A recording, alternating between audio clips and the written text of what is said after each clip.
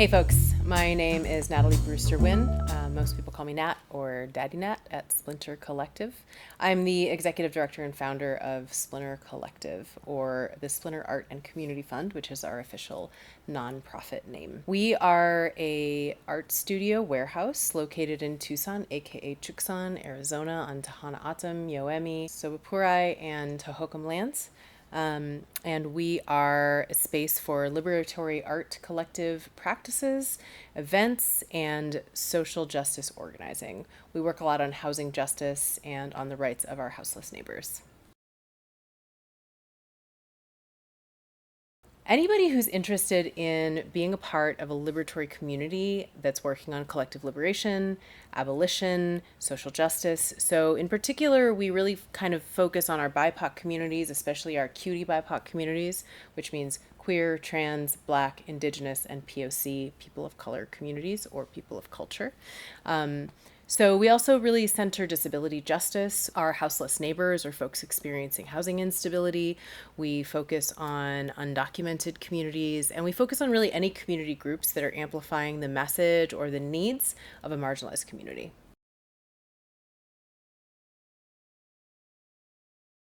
We decided to go into a membership structure at Splinter because in order to financially support all of our social justice efforts and all of our artistic efforts, we wanted to have the ability to sell liquor, which is important for the financial aspect of it and also for the social aspect of it. But also, we went into a membership structure because we really wanted to have a kind of code of ethics and a code of conduct that we put front and center. If you come here, if you are a member here, or if you're a member of this community, we have a shared set of values. So you read over the membership agreement and make sure that you agree and are in line with all of our community values, and that's what we expect in this space. We are a space that is focused on, consent and safe space and abolition and disability justice and all these things. And so we really want people who come here to share those visions and those ideas. And becoming a member means that you sign on to those values and you also sign on to, ideally, financially support us if you have some amount of money you can give. It is as cheap as $6 a year, but you can also sign up completely for free. If you do not have the funds to be able to easily pay that amount, we don't want your money. We want your energy and your values and your contributions.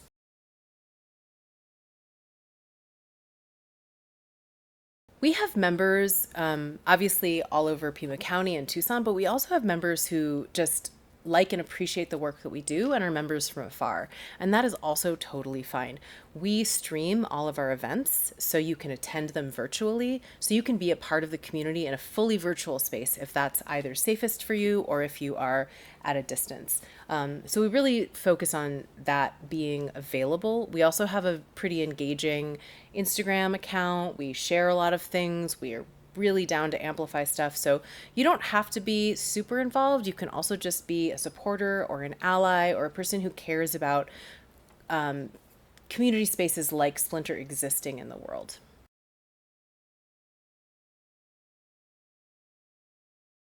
I think of social justice organizing as both the long-term ideal dream and the short-term how do we get there. And I think of the long-term ideal dream, the values that I hold really close to my heart are abolition, anti-capitalism, and climate resilience.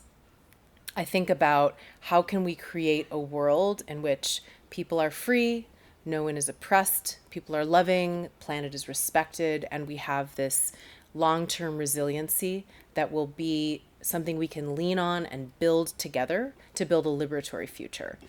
Abolition to me is something that's incredibly important because believe in decriminalization, which is a simpler way of speaking about abolition. So something that's very, very dear to my heart as a lifelong sex worker and as a person who has been a criminal in many ways, considered a criminal, and also in community with so many people who are just considered criminals for existing. Houseless folks, poor folks, undocumented folks, LGBTQIA plus folks. Something that's really important to me is really breaking down criminalization. If we say you are deserving of help because you're a good person. He goes to church every day. He has 6 children. Thus, he should not be deported or put in jail. The line is coming for you too. Many people have spoken the same thing, but I really believe that it is true that we need to give up entirely the notion of criminalization and punishment. That is not the way to rebuild society and to build a better future. So when I look at the way that we deal with folks, whatever situation we are in, whether we're talking about houseless folks, queer folks, undocumented folks, etc., sex workers, we are all criminals until none of us are. And until we get that message really deep into our hearts and change the way we think about rehabilitation, transformative justice, and loving each other, we are never going to get beyond this sort of carceral state. And that is what is really important to me. And that is the central message of abolition in my mind. Radical hospitality is something so important to me because it is this idea that we are too attached to notions of privacy, private property, and also capitalism, where what does it look like if we are just open? Resources are there to be shared, land is there to be shared and collectively owned, and also, what does it mean to say you are welcome? I don't need you to pay. If you can pay, I would love that. That helps us stay afloat. That is super important as well, and I'm so grateful for those of you who can and do. But radical hospitality really means to me that there is never a situation in which I say, you are not welcome just because you do not have the funds to pay for anything.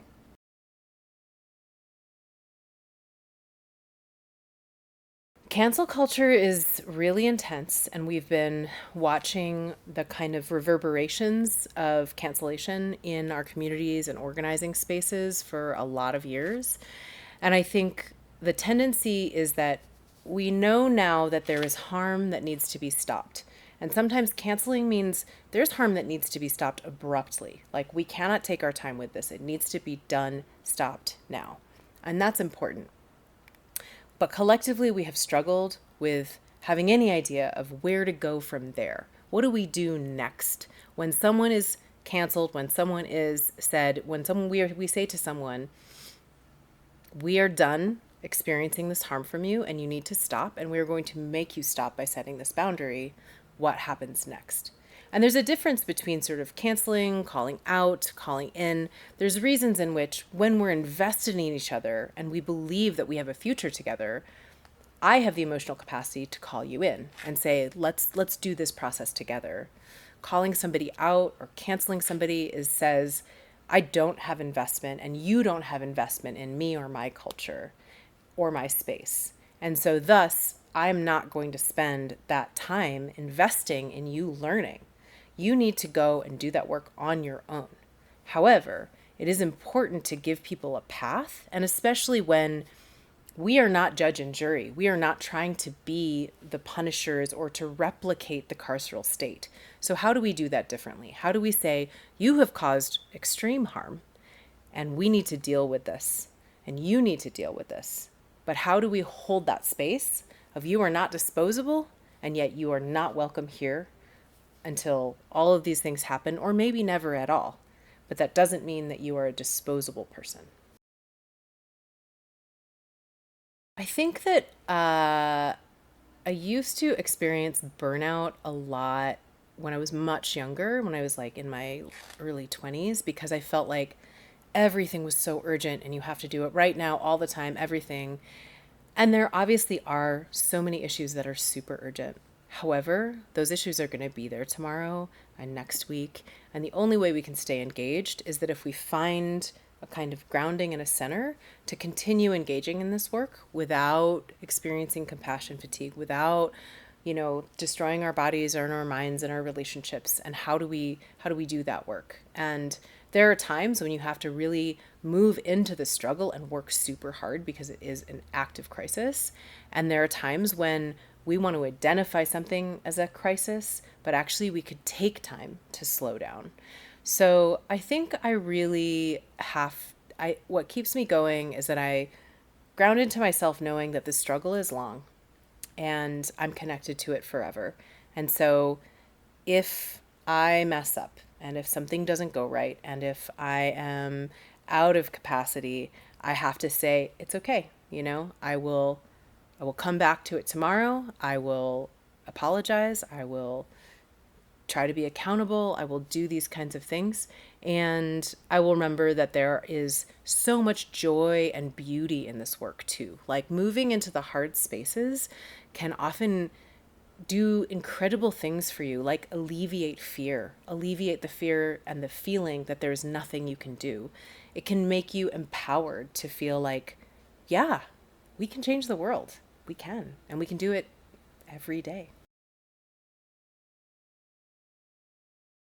Oh gosh, working at Splinter is so complicated and interesting. It is literally like the manifestation of something I've been working for my entire life that I didn't know I was working for.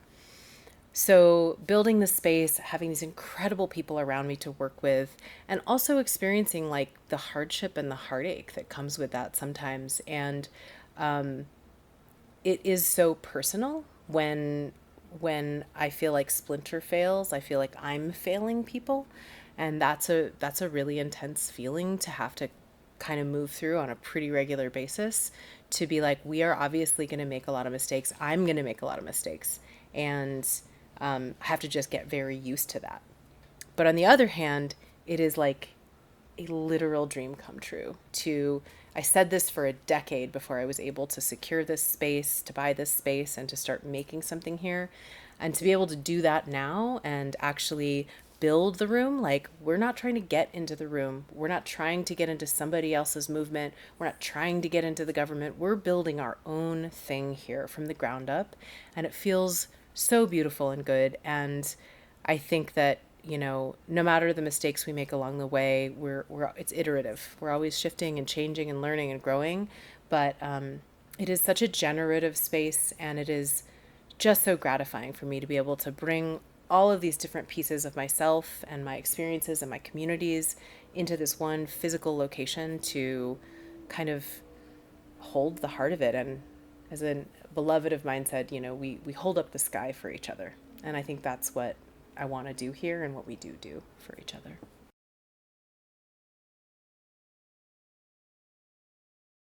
We're always looking for contributors, sponsors, volunteers, folks who want to be artists here, all of that stuff. I mean, I think reach out to us and see how you can plug in.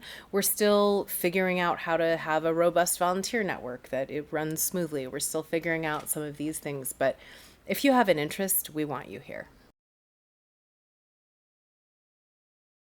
I think that relationships are the center to all of the learning and growing work that we need to do to become an abolitionist, anti capitalist, anti white supremacy culture, to dismantle those oppressive systems.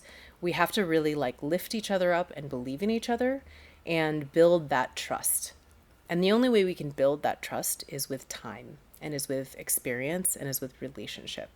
And so those kinds of in depth, connecting experiences where we spend time and space together, where we, whether it's virtual or physical, where we share our ideas and our thoughts, where we learn together, is the only way that we can really actually build the fabric that will fight against and support a world that looks different than patriarchy, capitalism, and environmental terrorism. So that's what I really want to see, and that's what I think we can do in the smallest, most granular ways, and in the most grandiose, big, huge, community-wide ways, global ways.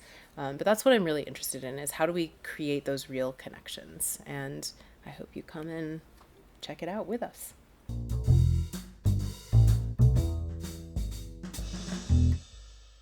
The way that we have empathy and compassion and engage with each other.